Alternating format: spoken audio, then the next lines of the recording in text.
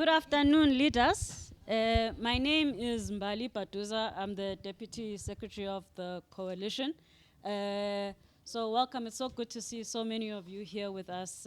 It's been a long time coming. And the purpose of this session is to reflect about the past 4.5 years of the Coalition. And there are some of you who are here who started off with us and others who joined us along the way. And we're hoping that this session can be interactive, where we go back to the past collectively. You know, we create this collective memory together. So to start off, I'm gonna ask a quick question. In 2019, what happened? Why is 2019 significant for the coalition? Can we? Where's the roaming mic? I think that's the one. Oh no, this one is for the PA, the other one's there. So if anybody wants... Who? Oh! Almost. We were 5 months away from that. The coalition was founded, if I'm not mistaken. Ah, but what was 2019. happening? What was the event? Hey, yeah, I don't know. Cleo, weren't you there? I was there, but I don't think I remember. Anyone else? Oh, there's a lady up. Could we please get her the mic?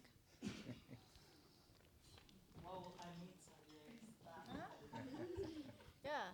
So the IPCC report just come out at the end of 2018, and youth were mobilizing globally, and we were able to have the most amazing march.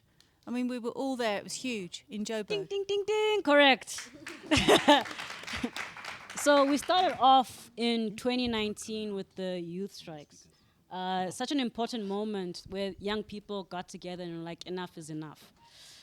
Then after, we decided to get together. There were organizations such as Section 27, 350, Lawyers for Human Rights, Soweto Electricity Crisis Committee. We had the General Industries of Workers Union of South Africa. We all got together and said, why don't we start a coalition? And that happened in February 2020. Now, Uncle Tamba, what happened the month after?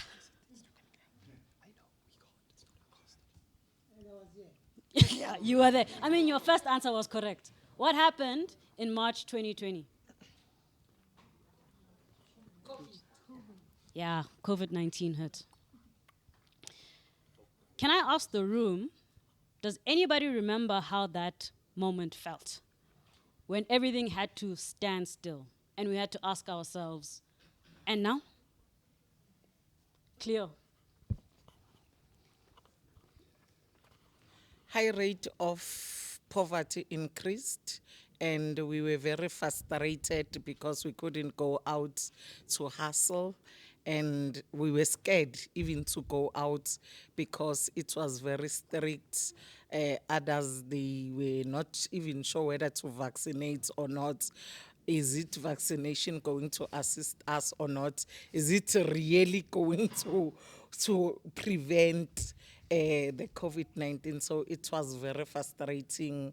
And with food, again, it was a very frustrating part of it. Before you move, do you remember what we decided to do as a coalition?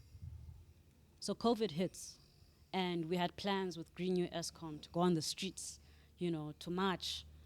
What did we decide to do instead? Do you remember? Not really. So we thought, hey, let's invest in Zoom, right? And we got together and had a project called the Just Recovery Report. Does anybody remember that report? Oh, yeah. The Just Recovery Report. Can anybody speak to that? Anyone from IEJ, Escape? I mean, yeah, I can't speak on everything in it, but I think a big part of what that symbolized was understanding that we cannot move through this period of struggle and come out business as normal. You know, it had to be that this was an opportunity for us to build a foundation of solidarity so that when we came out, business as usual would be disrupted and an opportunity for systemic change could be uncovered. So it looked at how do we make sure that we are properly managing the crisis that's happening with climate, but also bringing in that kind of social element as well. Yeah, exactly. Anybody else?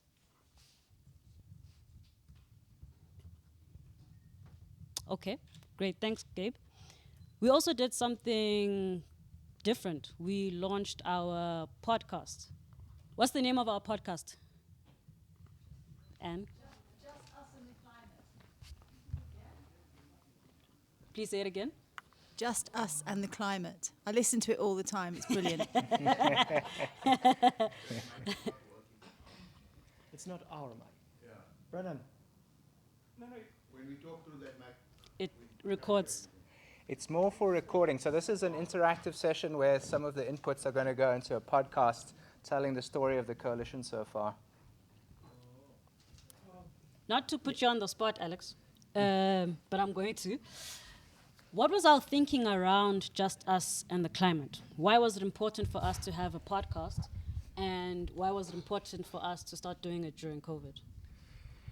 Yeah, so I think there was a few reasons. One is we recognized that we needed to showcase the different voices across the movement. Because I think there's a prevalent sort of image in your head when somebody talks about environmentalists, they think white, middle-class, conservative, right? And that was not what this coalition's about. This is a coalition that's built on mass struggle, on centering justice, on transforming systems, on tackling the exploitative economic system. So it was, how do we showcase the different voices from across the coalition? So just us together, we're showcasing our different voices, co-hosting this podcast, and also showing that climate change is not only a crisis, as our tagline suggests, but also an opportunity to build a better and more just world. And so it was using the podcast as a way of doing popular education around the ways that we can tackle the climate crisis, center justice, and build transformative solutions into how we address that. Yeah. So, I mean, let's think about the difficulties of a podcast is we wanted to have the podcast in different languages. And we had our first episode in Shivenda. And I think that was one of the few episodes we had in one of the South African languages. And it's something that we still want to pursue because don't you find when we talk about issues, it's always in English, but also never in a way that is relatable to people's day-to-day lives. And that also includes how we speak, the language that we use. So one of the challenges of the podcast was using different languages, and that's something we hope to get better at.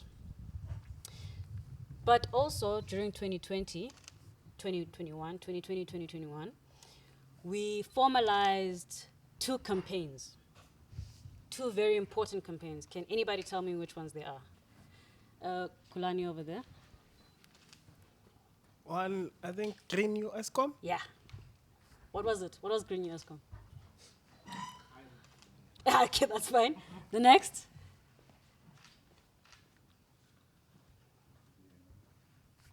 Fair in there. It was uproot the DMRE. Yeah. Do you want to say something, Uncle Sunny? no, I was saying it was up to the DMI. She was just copying me. So those were central campaigns to the formation of the Climate Justice Coalition. And because of that, I think that's how we built momentum across the country. But it was also important that we not only build momentum in terms of the issues we address, but also how we form ourselves. And it was important that we have some kind of structure, terms of reference, a constitution. And that started off with a governance task team in 2021. The governance task team then turned into what we now know as the Secretariat with Alex and myself, where elections happened in November 2021. Am I correct? 2021? Yeah. In fact, it was after a gathering we had here in Valveda. Do you guys remember that? So that gathering was central, not only in solidifying us as a group, as a movement, but also in how we think going forward. And there were two specific issues that were a source of contestation. Does anybody remember what those issues were? We were here last year, 2 years ago. I know you know. You know? Okay, let's go, Farron. I don't know. Okay, sorry, I'm hogging. It's two. It's the two rule. It's the what? The rule of two. The Is rule that of what? two. Okay, all right. See, I listen, Gabriel. Can you try, Gabe? I feel like I was causing some nonsense there. It's right behind you. Too late. If I'm not mistaken, one of them was the individualization of, or at least there was the Gwede of it all, which was the coalition, Alex Lenferna, 350 Africa, Gwede Mantashe, kind of boundaries and non-boundaries that were set forward where Gwede Mantashe was going after Alex, and to a further extent, then we as the coalition ended up turning Uproot the DMRE into Uproot Gwede. So there was an element of that, but I think, yeah, we've come out of that stronger forward. But can you explain a little more how we came out of it? Yeah, Because that links to the second issue. I think a big part of it was through robust conversation and discussion, and also understanding that we did need to move away from 350 Africa as a coalition. And that's where the beginning mindset started of that point, but also that we needed to kind of follow certain processes and procedures as a coalition.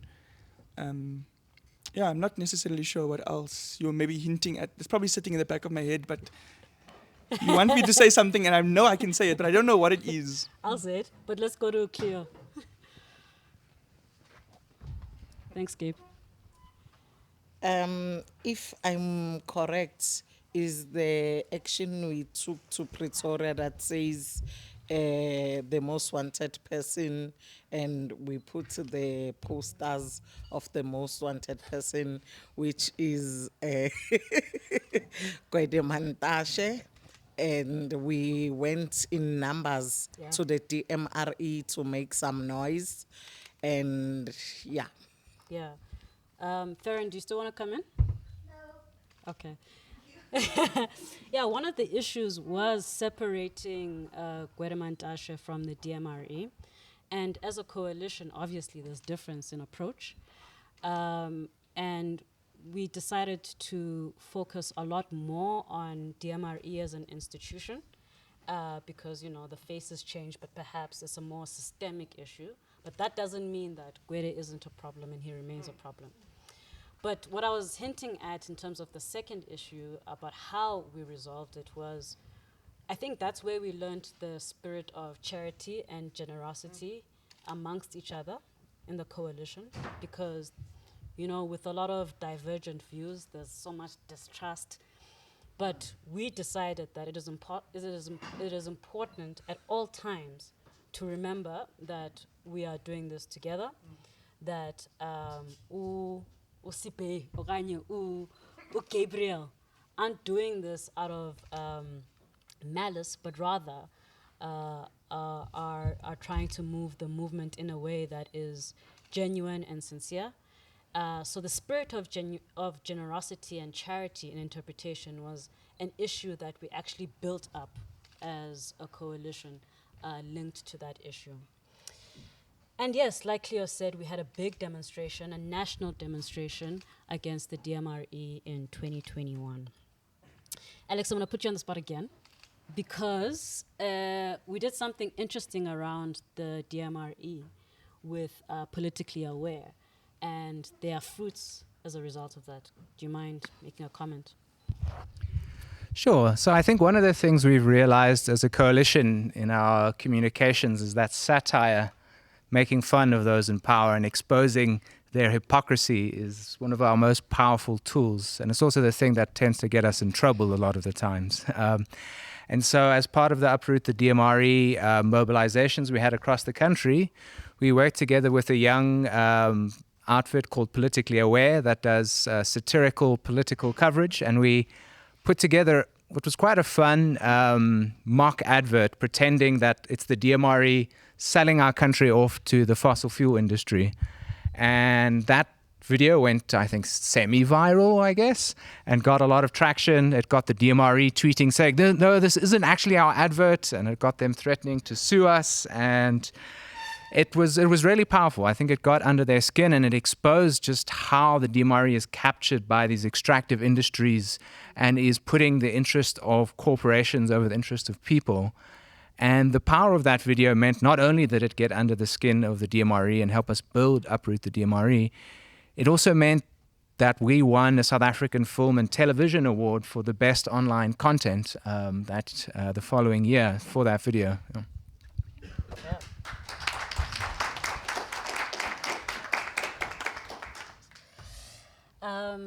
Okay, so now enter 2022. It was important at this time to consolidate as the Secretariat because we realized we were growing at a fast pace and yet we didn't have the capacity to deal with it. And then we decided to hire people for the first time, have a staff dedicated to doing the work of the coalition. That process was intense. We got amazing applicants. And we were hiring for 3 positions. The first was a Digicoms person. Shazia eventually got the job. Clap, clap, clap. We then also hired, we also advertised for an organizer position. Now the organizer position was difficult to fill because we had stellar candidates, namely Cleo and Alton. And the decision was then to split the post into 2 so that we can have both of them, but also so that they can continue to do their work in their own organizations. So we then hired Cleo and Alton, and they've been doing a great job since. You can also clap. We also had the coordinator position, and there we had a bit of some difficulty with our first hire, but then we found Busi, who's currently on maternity leave, who took over the position and has helped us, in many ways get to where we are today. So that's Busi. And ever since then, we've been known as the Extended Secretariat. It's been a journey because leadership, in that sense, always still has to be consultative. But how do you consult with a national coalition? And that is one of the challenges we've been experiencing. But what we usually do is the monthly meetings, which people have been attending. We have the working groups that we established, and that in that way we were led by you in how we drove the coalition. And then came November 2022. Does anybody remember what happened in November 2022? Yes, Farron, I know you remember. And why it was significant.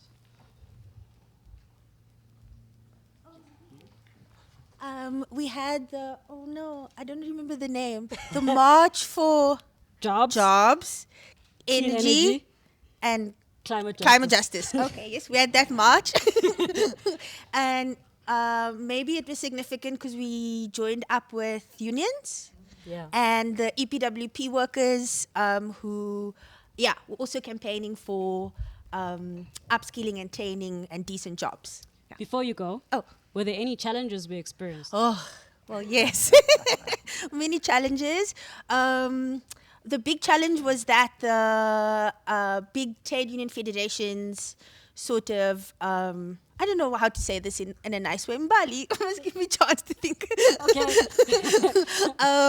We just had a challenge of the logistics and organizing with the trade unions because there was another march on the day. So we had to, oh yes, that's a nice way. Okay, there was another march on the same day. And so we had to work with Kusatu and Saftu and Baduza, I think. And yeah, that caused some conflict and difficulties in handing over our memorandum at the at Treasury, and then they wouldn't allow us to make an announcement to go to the Department of Public Enterprise. So so there was that clash or dispute. Yeah. But how did we overcome it? How did we overcome it? We made a plan. Yeah. We had plan Bs on plan Cs on plan Ds. We were able to re-caucus and meet up just through word of mouth, and some of our comrades in the trade unions also assisted with that and made an announcement. And then I think, we also got we handed over our memorandum sort of separately, a little bit separate, like outside. We made an arrangement with the Treasury representative. Great. Yeah. Thanks, Farron. An important thing that happened in 2023 was the social ownership dialogue in Gqeberha. Yeah, the super spreader. Was anybody there in this room? Yes, lots of people to ask. Okay, can we start with Francina? Can we get a reflection of the dialogue in Gqeberha? Okay, thank you. The dialogue in Gqeberha, it was trade unions, CBOs. It was a mix of different stakeholders there. And with that, it led to the part that I did like of going to the municipality, protesting and demanding renewable energy for communities. And with that, the good part about it is that community of Gqeberha were not heard when they talk. But with that, it led that Comrade Alex became part of that meeting that they agreed to listen to the communities of Gqeberha. And for me, it shows that as we are united, we have a voice to change the system. Thank you. Thanks, Francina. Robert, do you have a... I thought it was a very rich. I thought it was really great bringing together. Is this working? No, I'll speak louder. It's great to bring together workers, community members, CSOs, academics, everybody, and with different perspectives and expertise. So it was a very lively discussion, very good breakouts, etc. I think there are obviously some difficult fault lines, but I think it was as a positive because it highlights the things that we need to solve, and one of which is the kind of question of can like community ownership of renewables and social ownership and a public sector like Eskom-led transition, can those visions work together? Because I think there were some polarized positions, but also misunderstandings on it.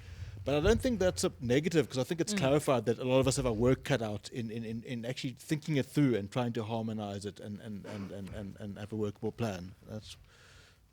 Thanks. Thanks, Robert. Anybody else? Clear?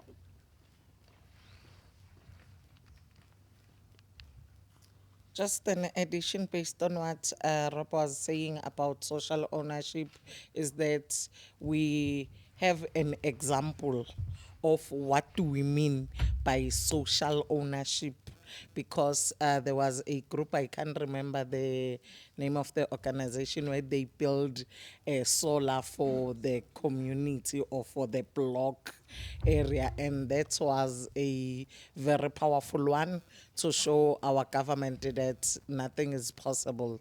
We can't be saying things that are not doable. Thank you. Anybody else before I move on? Okay, so 2023, there's so much that happened in 2023. We made submissions, Alex wrote a lot of op-eds. We stood in solidarity with movements across the world. We even won an award from Mail and Guardian, Greening the Future Award then. But I think 2024 is something special happened. And I want to put you again, Cleo, on the spot.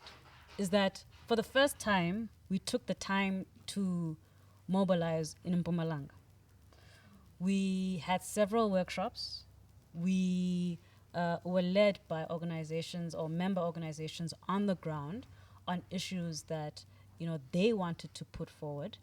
And we had a massive demonstration. Can you please reflect on that? Don't you think, Mbali, it will be best that comrade from Mpumalanga shared it? No, of course. Because they are They are here. and Okay. they are sitting I'll in a let you decide. Okay, let me start and then maybe they can add.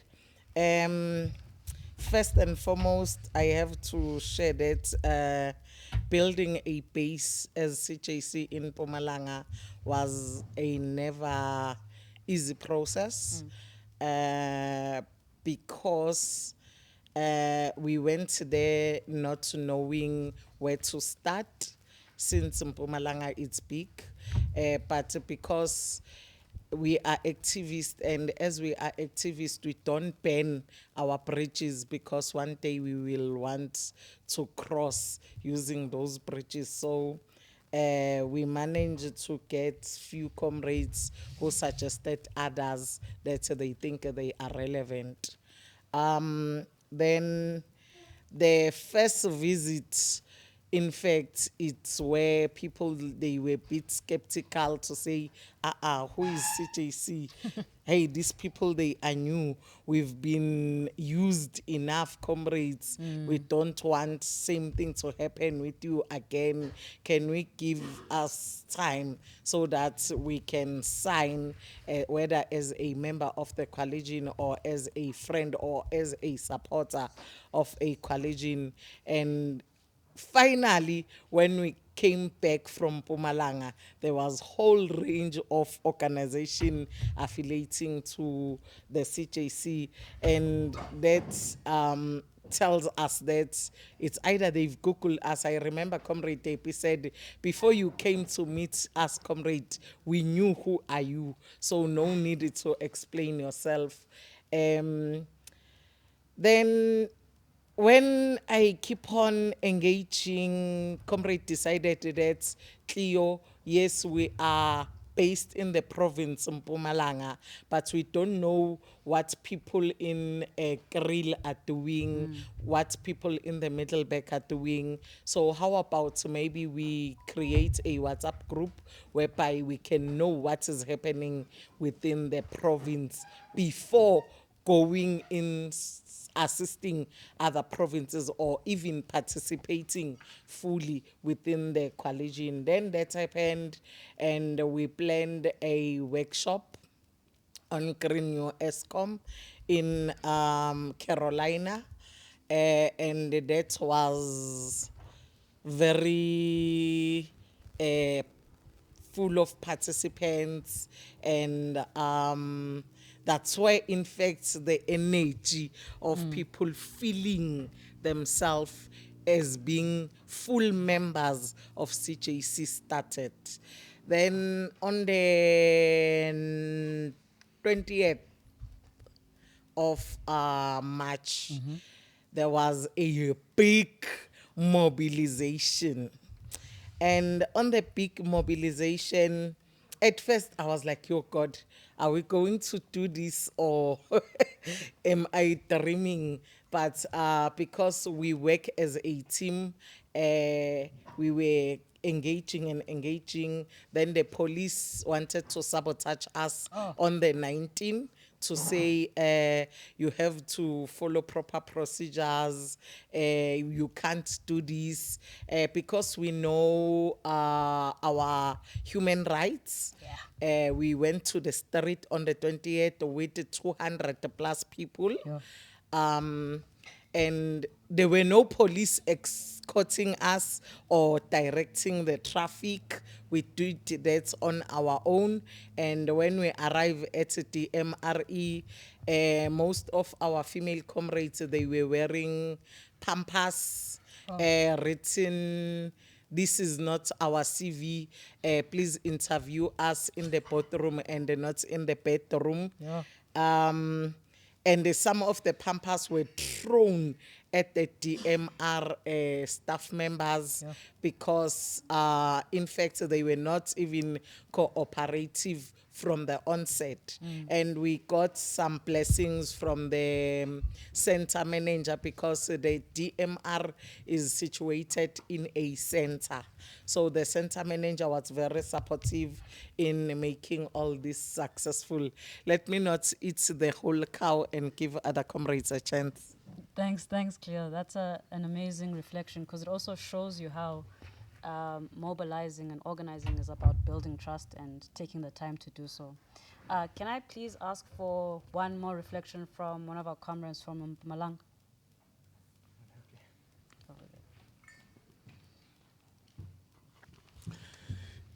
Yeah, truly speaking, first time that we knew about CJC, we didn't trust because of we're an organization that we want to grow ourselves, but other people, they are coming to loot our ideas. Our organizations are staying where they are, but they are growing up. Now, what we did, we met Comrade Cleo. I myself, I said, no, I won't agree now. Maybe you are one of those people. Let me go and just Google. First thing first, when I Google, I saw Alex. And I read the story about Alex. I said, okay, let me give them a chance. When we start to discuss with other organizations, we didn't say we are joining. We said we give them a chance. Until we held a workshop, Green New ISCOM. Yes. That's where we saw the participation was very good. We saw that, no, these people, we can work together. These people, they can help us so that we can be here in Mpumalanga. Most of the just transition processes will be happening in Mpumalanga, and our voices as communities are not heard. But if we can work together with them, maybe even TMRE, it can come to our meetings and listen to us. That's where we started to work with CJC, and we are happy with that. Thanks. Thank you, Ko. So, so we've taken a chance to look back, but it's also important that we take the time to think ahead. Alex, can you guide us through that? Sure thing. Thanks, comrades, and thanks very much, Mbali. Maybe just one thing that historically, as a CJC, we believe quite strongly in our principles and our values, and we've only ever had to exclude 2 members of the coalition based on those principles and values. And one of the members that we did exclude was because they were going on public platforms saying that women can't lead. And so we're like, that's not in alignment with our values. And I say that because I want to thank Mbali, who has been a rock as Deputy Secretary. And Mbali, as many folks will know, is in the process of stepping down from Deputy Secretary. So maybe I can take a moment to celebrate like the leadership of Mbali.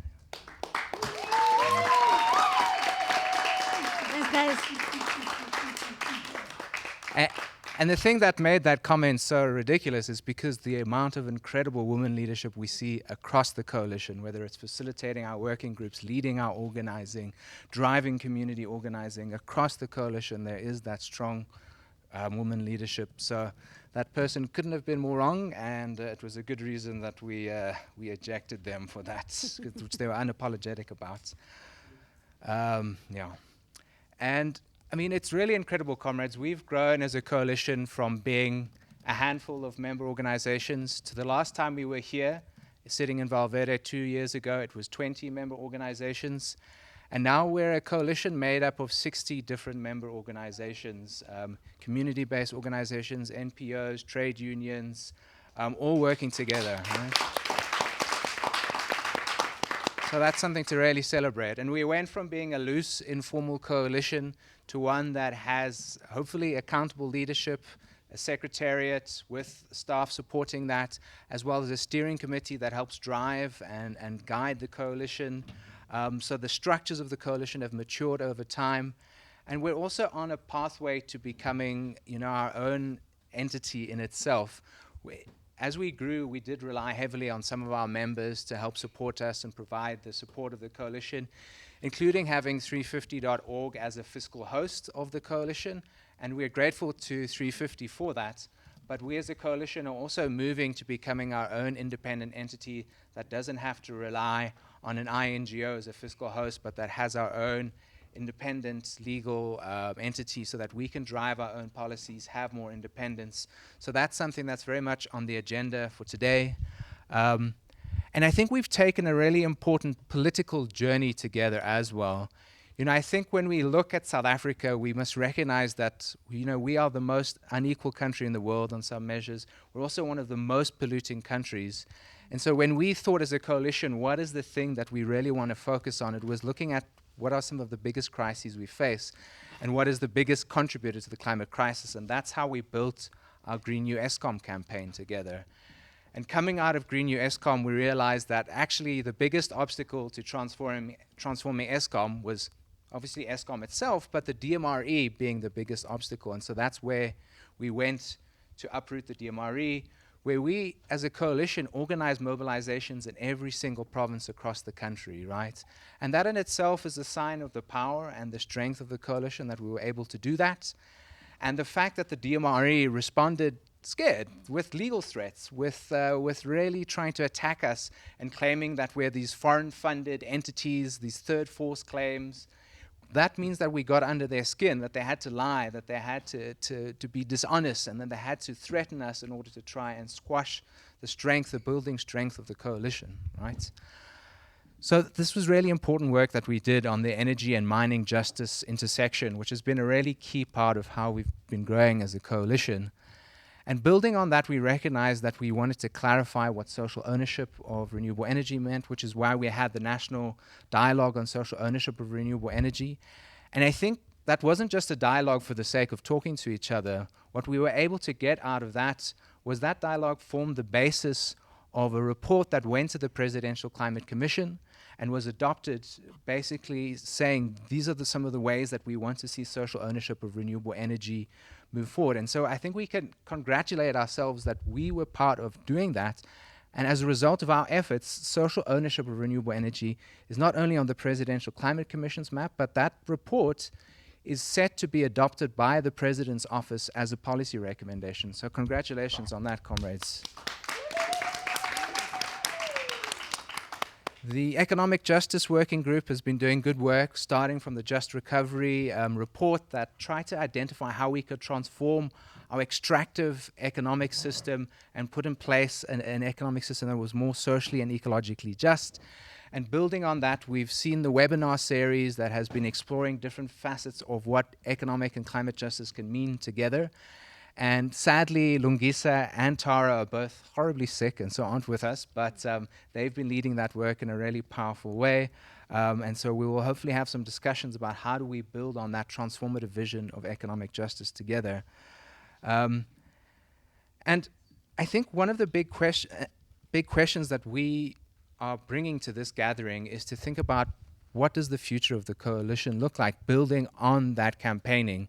Also building on the work of the legal task team that has been doing great work coordinating some of our legal advocacy, whether it's pushing back against the Messina Mercado Special Economic Zone, helping drive forward the climate change bill.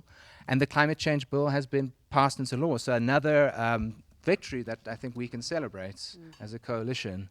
Obviously, it's not perfect, but we're going to work and improve on it, right? And so these are big victories that the coalition has been central in helping to drive forward. But the next step for us, I think, is to think about, we've been talking about the People's Power Campaign as a campaign that can connect together work across the coalition, bringing together the work the legal task team is doing, that the energy and mining justice task team is doing, and something that really connects together the coalition. And so we want to think strategically in this gathering, what are the priorities that we want to put at the center of that campaign together, right? Now, there's different ways that we can think about that and how we prioritize it. One is that we can think about, should we put what the coalition has been really strong on at the forefront of it through social ownership of renewable energy? Could we, for example, as a coalition, begin to drive our own bill forward and pass that in a way that builds out public renewable energy and socially owned renewable energy, so that we go on the offensive with a campaign to drive our own bill forward? And we can draw inspiration from the likes of New York State, where they passed a bill called the Build Public Renewables Act, which is all about doing that. Is that the sort of thing that we want to put at the forefront of the People's Power Campaign?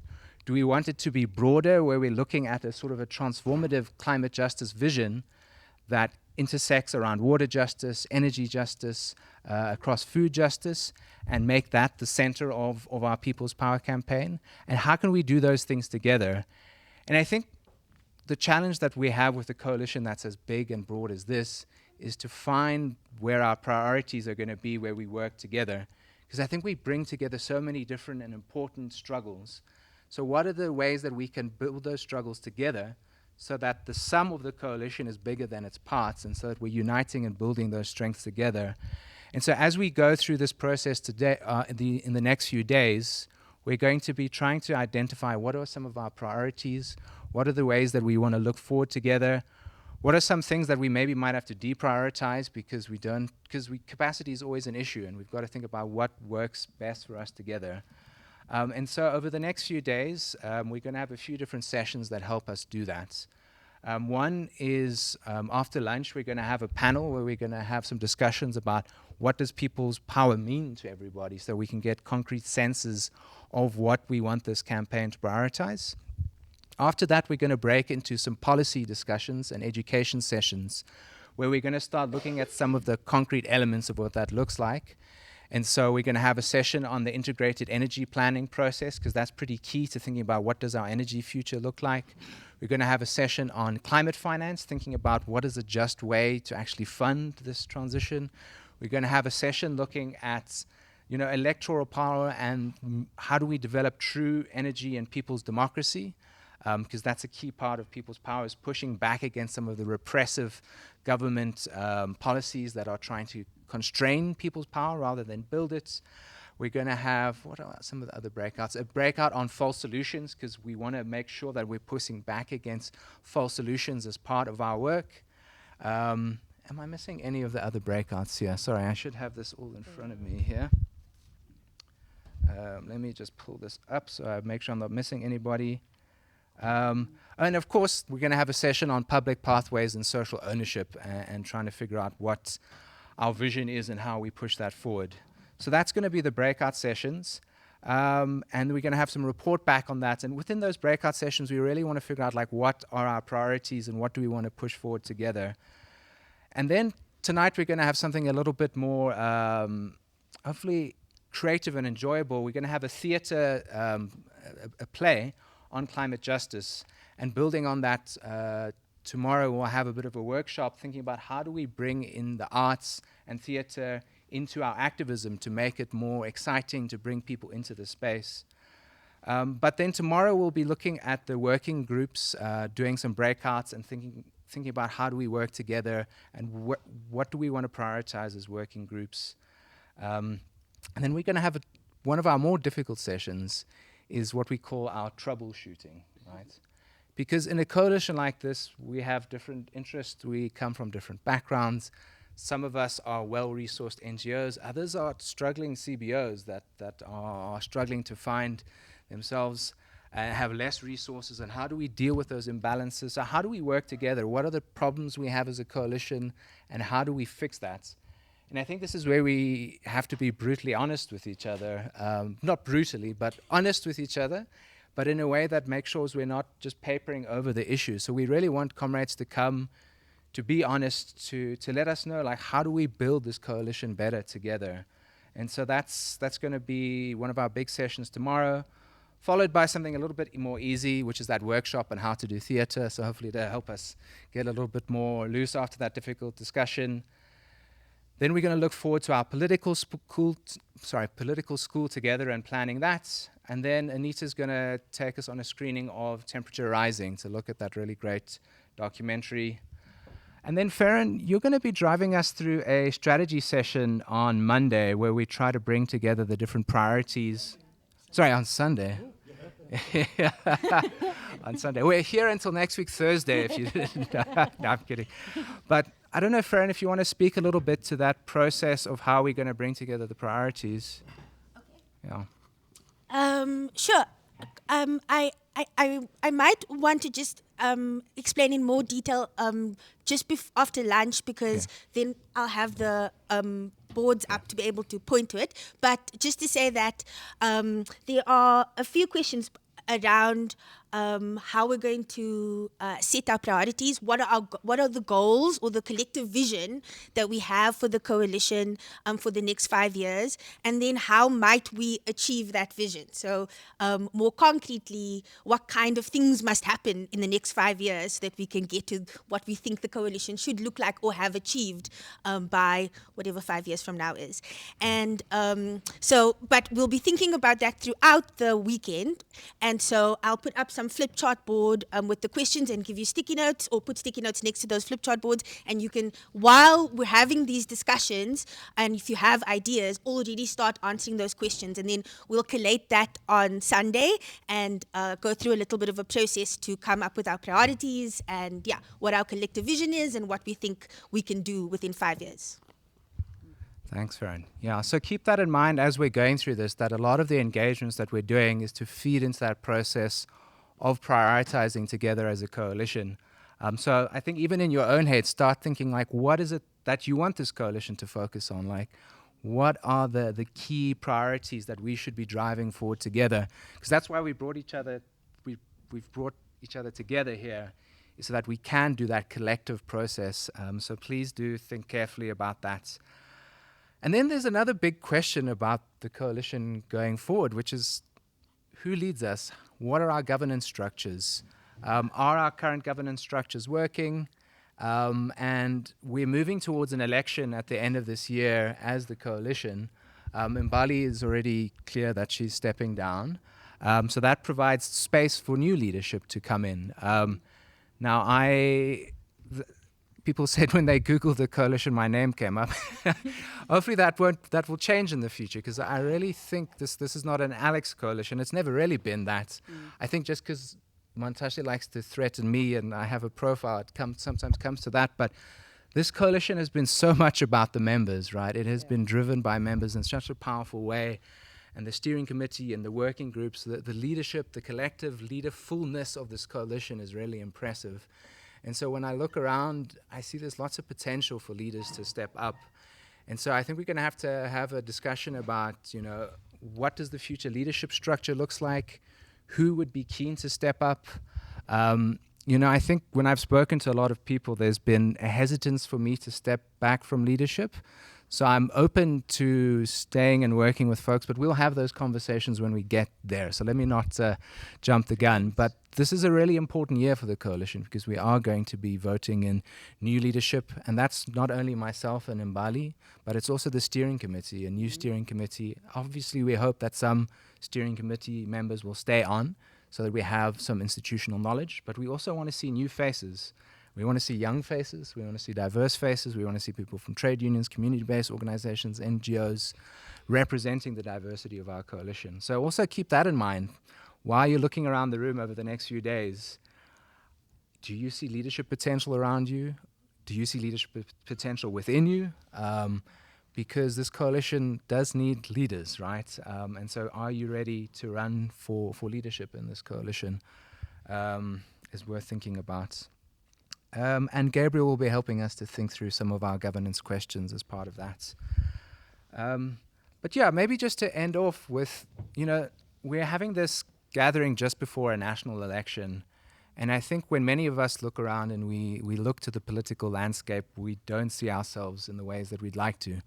We don't see the transformative climate justice vision that we'd want to see. We see a lot of parties offering false solutions. We see a lot of parties want to take us backwards. We see a lot of parties being captured by capitalist bourgeois interests. We see a lot of parties that want to roll back progress that we've made on these issues. And so the People's Power campaign is about how do we recapture the state. If we look to the history of what People's Power means, if we look to the histories of the ANC contestation and the liberation movement, when they talked about people's power, it was about using the state as a vehicle for transformation to serve people and also to serve the people and the environment that they depend on and the environmental and social justice that would actually transform our country into one that's more just. And I think what we see at this juncture in South African history is the state has been captured and it is serving corporations, it is serving a neoliberal capitalist agenda, right? And so the People's Power campaign needs to be something that is about reclaiming the state for ecological and social justice. And so I think we need to think radically because we are in radical crisis right now. And so let's not lose that. I know we've brought together people in a nice, pretty place because we do want to treat you all well, but we can't lose sight of the reality of the crisis of the country that is around us right now, even as we sit relatively comfortably here, because we do want our members to feel relatively comfortable. Don't worry, it's not a 5-star. We're not spending that sort of money, but we are at least comfortable here. But let's not lose our radical vision and not lose sight of the crises around us, comrades. So that's kind of just the laying of the landscape of where we've been and where we're hopefully going over the next few days together. I don't know if there's any questions, comments, or concerns that comrades want to raise before we move to lunch, or if we're feeling happy about the agenda ahead of us. Are we doing good? All right. Then what comes next is lunch, and then we'll be back here for a panel discussion on People's Power. I don't know if anybody wants to send us out on a song as we go out to lunch, or are people too hungry for a song?